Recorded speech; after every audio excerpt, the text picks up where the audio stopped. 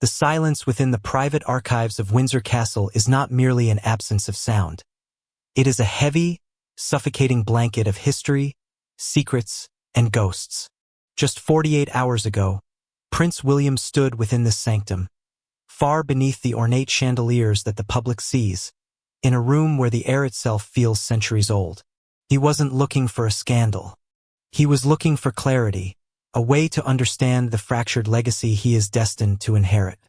But as his fingers brushed against a weathered, leather-bound volume marked with the unmistakable cipher of his grandmother, Queen Elizabeth II, the atmosphere shifted. This was not an official state record. This was her private journal, a relic never meant to be opened by anyone while the crown still breathed. As William opened the first page, his breath hitched. The handwriting was unmistakable, precise, elegant, and unwavering, even in the entries dated just weeks before her passing. But it was the entry dated January 2020, during the height of the Sandringham Summit, that caused the room to spin. Most people believe that the Queen was a passive observer of Harry's exit, a grandmother saddened by a grandson's choice. But the ink on these pages tells a darker, more calculated story. Elizabeth didn't just watch Harry leave. She had been documenting a hidden machinery that William never knew existed. The journal reveals that the Megxit crisis was not a spontaneous eruption of Harry's frustration. It was a systematic failure that the Queen saw coming months in advance. William's eyes darted across the page as he read her private reflections on his brother, words that were far more protective, yet far more critical of the palace machine than anyone dared to whisper. She wrote about a forced exile, a strategic move by senior courtiers to protect the monarchy's optics at the cost of a grandson's sanity. William stood stunned, the heavy book trembling in his hands. For years, he had carried the weight of anger toward Harry, believing his brother had simply abandoned his post. But his grandmother's private thoughts suggested a different truth. Harry might have been pushed out by the very system William now heads. The realization hit him like a physical blow.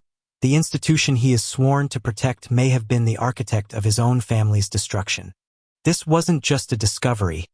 It was a detonation. The myth of royal unity, the polished image of the fab for falling apart, was now being recontextualized through the eyes of the one person who knew all the secrets. As William closed the journal, the shadows in the vault seemed to grow longer. He realized that everything he thought he knew about his brother's exit was a carefully constructed lie.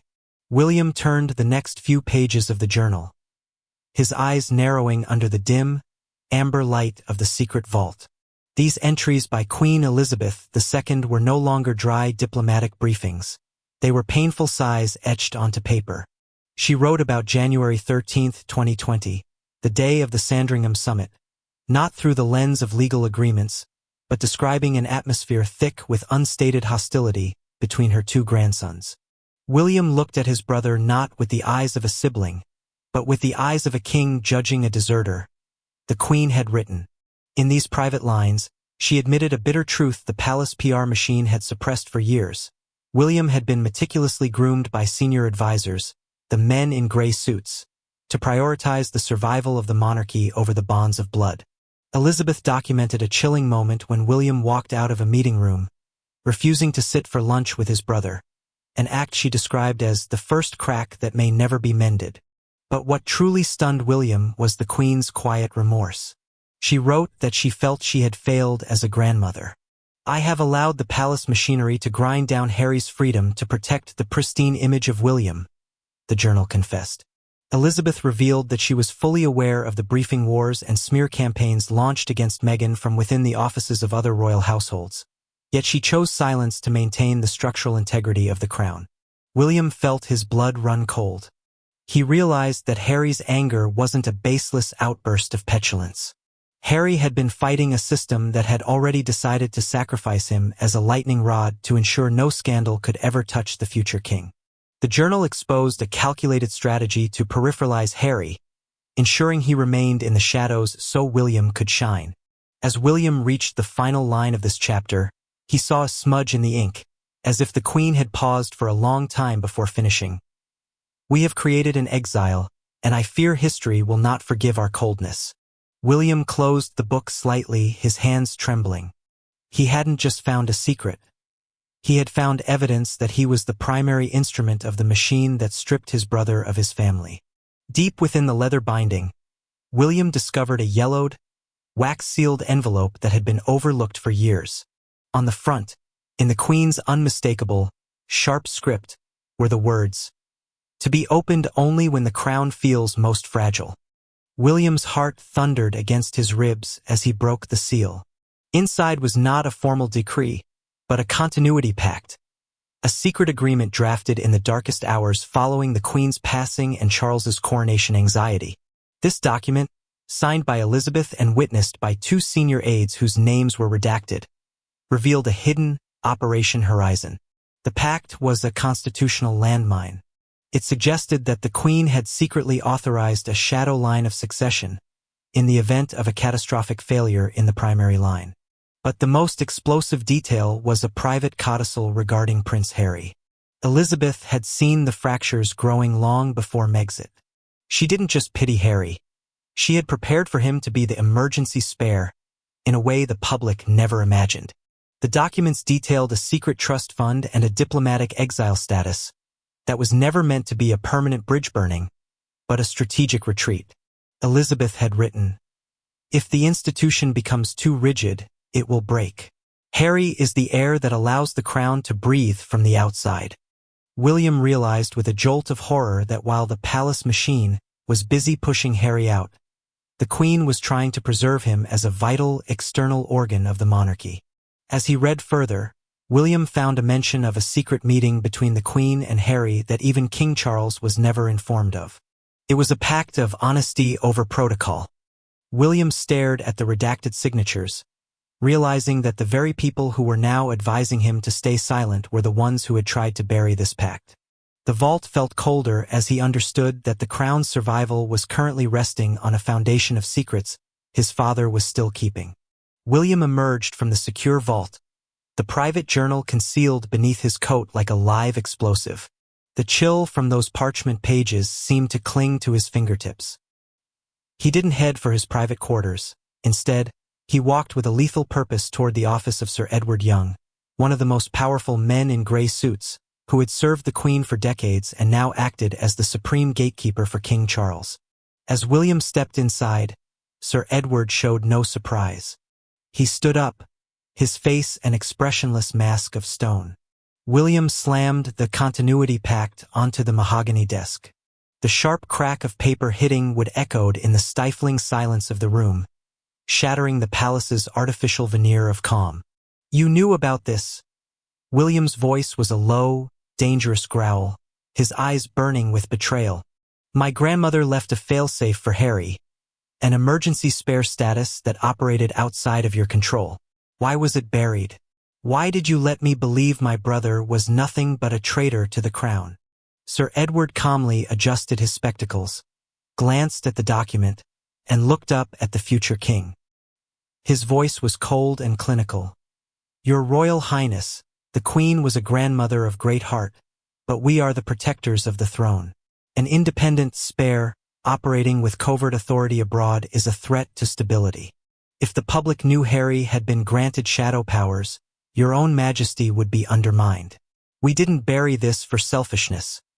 We buried it to preserve you." William felt a surge of nausea. He realized that the palace machine he had trusted his entire life did not serve his family. It served an abstract entity called the Crown, and it was willing to grind anyone, including a prince, to dust to keep that entity standing. Sir Edward continued, his words like surgical strikes. "Why do you think King Charles remains silent? Because he understands that if this secret leaks, the people's faith in the monarchy's transparency will vanish. Harry didn't just leave. We erased his functional existence from the system." William stood frozen. He realized he was at a terminal crossroads. If he went public with this truth, he might save his relationship with his brother but dismantle the foundation of the throne he was born to inherit. If he stayed silent, he officially became a part of the darkness that had swallowed Harry whole. The office door closed, leaving William isolated in a vacuum of secrets that could burn an empire to the ground. The weight of the journal felt like a physical burden as William retreated to the most secure corner of his private study. He knew that in a world of signals intelligence and palace leaks, even a breath of his next move could be detected by the men in gray suits. For the first time in years, he bypassed the royal switchboard. He pulled out a nondescript, encrypted device, a tool reserved for high-level state security, and dialed a number that had been erased from official royal records but never from his memory. The call rang 3 times before a heavy, cautious voice answered from thousands of miles away. "William." Harry's voice was stripped of its usual bravado, sounding raw and wary. The silence that followed was thick with a decade of unspoken trauma and media-fueled wars. "I found it, Harry," William whispered, his eyes fixed on the Queen's final entry. "The journal, the one from Balmoral. I know about the continuity pact and the Operation Horizon status she gave you." Across the Atlantic, there was a sharp intake of breath. Harry didn't deny it. "She told me they would try to bury it," Harry replied, his voice shaking with a mix of anger and relief. "She said the machine would rather have me as a villain than a partner. She wanted me to be the external spare, the one who could tell the truth when the palace walls became too thick with lies." William's grip tightened on the device. The journal had revealed that Harry's departure wasn't a betrayal. It was a mission assigned by the matriarch of the crown itself. The Queen had envisioned Harry as a pressure valve for the monarchy, someone who could humanize the institution from the outside while William held the line from within. "They made me choose between my brother and the throne, Harry," William confessed, the vulnerability in his voice cutting through the royal protocol. "And I realize now that they never gave you a choice at all." The conversation was a terminal reckoning. William realized that the spring shift leak wasn't a malicious attack from Harry, but a desperate attempt by someone, perhaps a whistleblower within the vault, to force this very moment of honesty. As the call ended, William looked at the continuity pact on his desk. He was no longer just a prince preparing for a crown. He was a man realizing that his entire reign had been scripted to be a lonely one. William's hands trembled as he examined the weathered spine of the journal. He noticed a slight, unnatural thickness in the back cover. Using a letter opener with surgical precision, he sliced through the silk lining to reveal a micro-recorder, no larger than a coin. This was the Queen's ultimate insurance policy. As he pressed play, the low, steady, yet unmistakably fragile voice of Elizabeth II filled the room, recorded just days before her passing at Balmoral. "William," the recording began, "if you are hearing this, the silence has become a prison." The Queen didn't speak of statecraft. She spoke of a specific betrayal. She named a senior royal advisor, the very man William had just confronted, as the architect of a coordinated destabilization. She revealed that the smear campaign against Harry and Meghan wasn't just tabloid gossip. It was a deliberate strategy to create a common enemy, to deflect from a burgeoning financial scandal involving the crown's private estates. "They used your brother as a shield to protect our cracks," the Queen's voice whispered, crackling with a sorrow she never showed the cameras. The recording confirmed that Harry's rebellion was a reaction to a trap set by the very people William was now being told to trust. Elizabeth admitted she had been complicit through duty, too afraid that the truth would dismantle the monarchy she had spent 70 years building. The most chilling part of the message was her final instruction. "Do not let them turn you into a statue. The crown is a living thing, and it is bleeding." William sat in the dark, the recording looping in his mind. He realized that the palace machine hadn't just pushed Harry out. They had manipulated William into becoming the executioner of his own brother's reputation. This wasn't just a health update or a routine transition.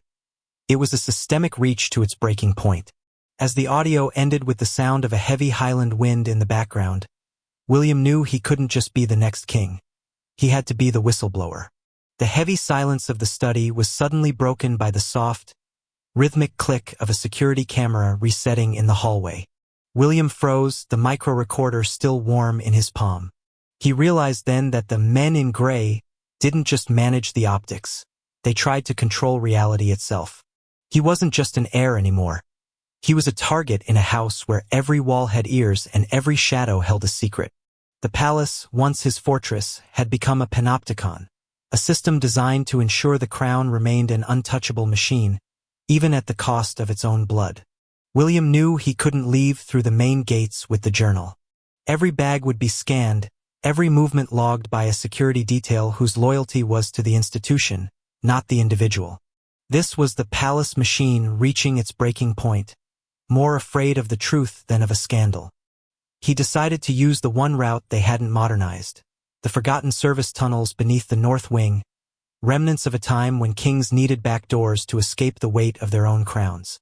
As he navigated the damp, narrow corridors, William felt like he was walking through the cracks of a house that was being held together by painting over the rot. Every flicker of his flashlight revealed the vulnerability of the monarchy, an ancient institution struggling to adapt to human vulnerability. He reached a heavy oak door that led to a secluded garden exit, but as he turned the key, a voice cut through the dark. "It doesn't have to end in chaos, William." It was Sir Edward Young, standing in the shadows with the calm of a man who owned the story. He wasn't there to arrest him. He was there to manage the perception one last time. "If you walk out with that journal, you aren't just saving Harry. You are dismantling the script your father, and his mother, died to maintain." William looked at the man who had turned his brother into a common enemy, and realized that for the monarchy to survive, it could no longer pretend that nothing ever breaks behind palace walls. He pushed past, stepping into the cold night air, carrying a truth that was far more dangerous than anyone in power wanted to say out loud. William arrived at a nondescript safe house on the outskirts of London, a location known only to a handful of military contacts he trusted beyond the palace walls. The palace machine had spent years managing the narrative, but William was about to flip the script. He sat at a wooden table, the journal open before him, realizing that for the monarchy to survive, it had to stop pretending that nothing ever breaks behind palace walls. This wasn't just a royal drama. It was a battle for the soul of the institution. He began drafting a digital dossier, a counterleak designed to neutralize the men in gray before they could launch a preemptive strike. He realized that silence in a public institution is a confession of guilt, and he was tired of carrying ghosts. The dossier included the Queen's secret continuity pact, and the audio recording that named the architect of the smear campaigns. William was no longer just an heir. He was a whistleblower against the very system he was born to lead. They didn't just manage the optics, they tried to control reality itself, William whispered, echoing his own thoughts from the vault. He reached out to the investigative journalist mentioned in the spring shift leak, the one known for never missing when the palace tries to blink first. This wasn't about revenge. It was about truth dragged out at the last possible moment. William knew that once the mask slipped, there was no going back to the fairy tale. As the first encrypted files were sent, William felt a strange mix of dread and liberation. He was breaking the chain of secrecy that had defined his family for generations. The monarchy was being forced to admit it could bleed, and William was the one holding the blade. He prepared a final statement, one that wouldn't come from a press office but from his own voice. The crown is not a statue. It is a living thing, and it must be honest to survive. The digital files William sent didn't just leak. They detonated across the global news cycle like a coordinated strike.